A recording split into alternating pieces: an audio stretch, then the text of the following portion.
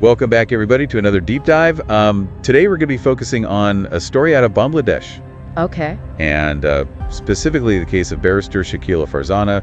We've got news articles, we've got personal accounts, even some international reactions to this whole thing. It's pretty wild. Sounds fascinating. It is fascinating. It's disturbing, but it also raises a lot of questions about power, about justice, about the fight for human rights. Yeah, it really makes you think about, how one person's story can kind of expose the bigger picture in a place. It's true. And what we're dealing with here is heavy stuff. It's heavy stuff. So to give you a little bit of background, Bangladesh is technically a democracy, but the lines get really blurry when it comes to, keeping things in order and then suppressing voices that disagree, You always have to strike that balance, right? Exactly. And in the middle of all of this, you have Farzana, who is a lawyer. Okay. So she's no stranger to fighting for what she believes in. Right.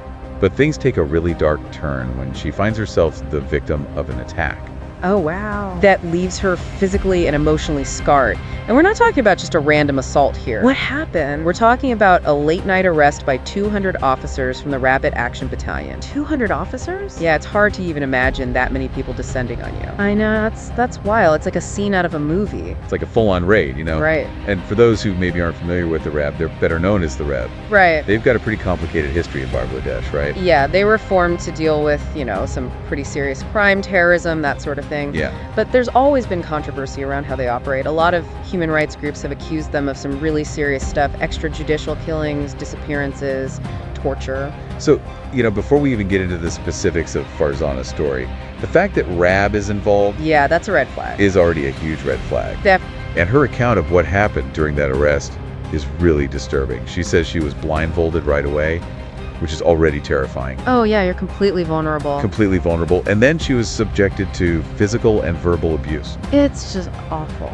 It's awful. And she even talks about hearing the sounds of electric shocks going off. Even if she wasn't the one being shocked, that would be terrifying. Absolutely. Just that atmosphere of violence and the threat of it. Right. It's unimaginable. Absolutely. And then to make matters even worse, she claims that a Major General Zelasan, okay, a former army officer, was actually involved in this abuse. Wow. And even used really degrading language towards her. So this wasn't just some random, operation. This sounds very targeted and personal. It does. It feels very personal. And if someone of that rank was involved... Yeah, it makes you wonder who else knew about this and who authorized it. Exactly. And as if all that wasn't bad enough after this initial assault. It gets worse. She was moved between different locations. Oh, God. Constantly living in fear that she might be killed in a staged encounter. Which, sadly, is not unheard of in Bangladesh. It's not unheard of, and it just speaks to this climate of fear that exists when you have extrajudicial killings happening. Right. There's no accountability. It's just terrifying. It's terrifying.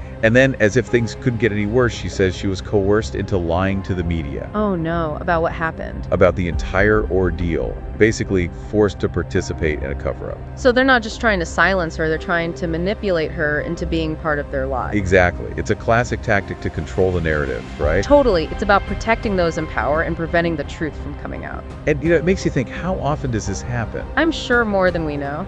Probably. And it makes you question, how much could we trust the information that we get? Especially when powerful institutions are the ones controlling it. It's a chilling reminder that the truth can be manipulated very easily. And that the people who are supposed to protect us aren't always who they seem.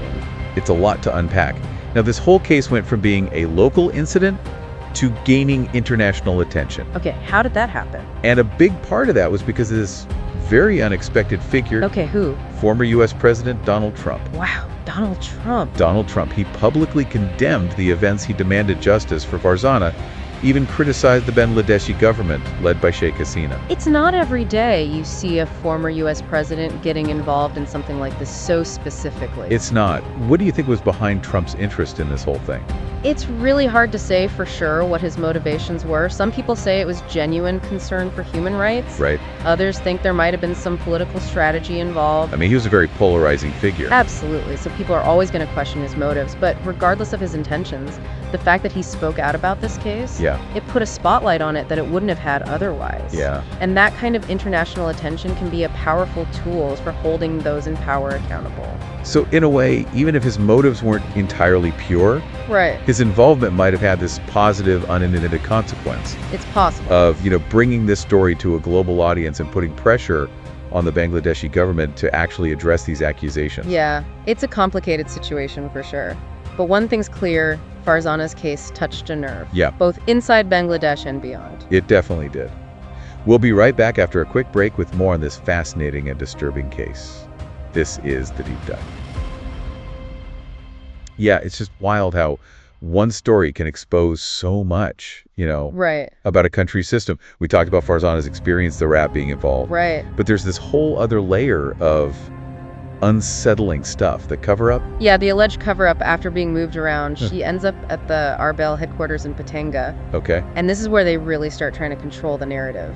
So they put her through this awful experience, and then on top of it, they try to get her to lie about it. According to Farzana, that's exactly what happened. Wow. She says a Lieutenant Colonel Mustaudan told her to tell the media a completely made-up story about her arrest, Oh my gosh. basically forcing her to help them cover their tracks. I can't imagine the pressure she must have been under. It's insane. She's already been through so much. Right, and now they're threatening her to lie. It just shows how much power they had over her. Yeah, and how far they were willing to go to protect themselves. Exactly. They wanted to make sure the public never found out the truth. So how effective are these cover-ups usually? Do you think the media bought the official story? Well, it's important to remember that Bangladesh doesn't exactly have a free press. Right. Journalists face a lot of restrictions and intimidation, especially when they report on sensitive topics. So it's not as simple as assuming they just investigate and uncover the truth. No, definitely not. When you have institutions like the ROB controlling the information, Right. it's very hard for journalists to get the real story. They might have to rely on official statements, which are obviously biased, Yeah. or they might be afraid of what'll happen if they dig too deep. So basically this cover-up wasn't just about silencing Farzana, it was about controlling the whole narrative. Exactly. It's about managing public perception, preventing criticism, and ultimately maintaining that image of power and control. But Farzana did eventually speak out, right? She did, and that took incredible courage. Oh, absolutely. Because she was putting herself at risk by doing so. For sure. And it's her testimony that allowed this story to reach a wider audience. Right. Her willingness to speak truth to power, even when it was dangerous. Powerful stuff. And speaking of reaching a wider audience, we have to talk about Donald Trump's role in all of this. Yeah, that was a weird twist. It's not every day you see a former U.S. president getting involved in a case like this. Right. He really went after the Bangladeshi government. He did. So what's your take on that? Was he genuinely concerned about Farzana, or was there something else going on? It's hard to say for sure. Some people think he was actually outraged by the story and wanted to help. Others think it was a political move, maybe a way to put pressure on Bangladesh for other reasons. Because the U.S. already has sanctions against the RAB, right? Exactly, for their history of human rights abuses. So maybe Trump saw this as a chance to push those existing policies further. It's hard to know his true intentions, but do you think his involvement actually had an impact? Well, I definitely think it brought more attention to the case. When someone like Trump speaks out, people listen. It puts pressure on governments, on international organizations, on the media. Right.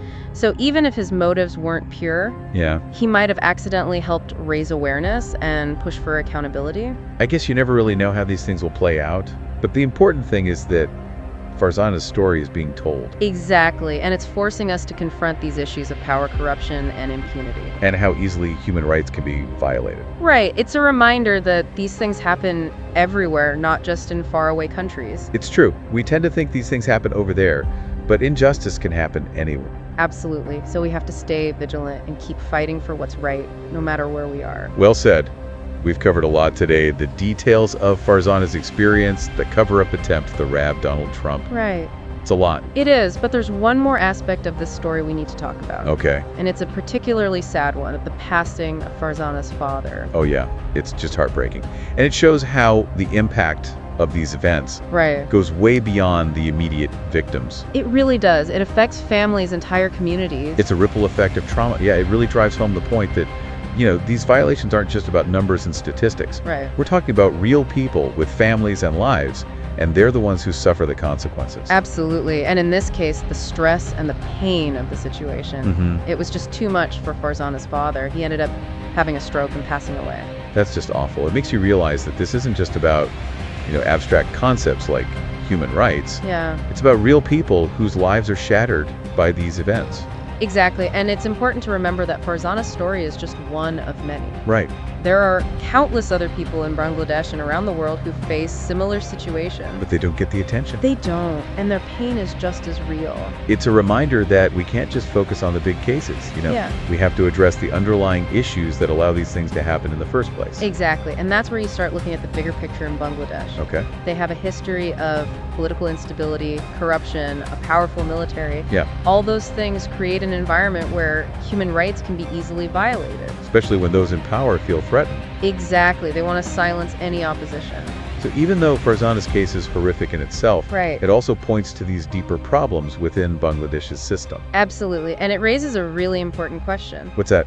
How do you balance the need for security and stability with protecting basic human rights? It's a tough question. It is. It's a dilemma a lot of countries struggle with. But you can't just sacrifice one for the other, right? Exactly. You have to find a way to uphold both. Because ultimately, a country's success isn't just about economic growth or military strength. Mm-hmm. It's about how they treat their citizens, how they ensure justice and dignity for everyone. Couldn't agree more. And that's where the international community comes in. Right. While change ultimately has to come from within, Yeah. outside pressure can help push for accountability and respect for human rights. Like what the U.S. did with the sanctions against the ROP. Exactly. Even if those actions were politically motivated, Right. they still sent a message that these abuses won't be tolerated. It shows that these issues are all connected. They are.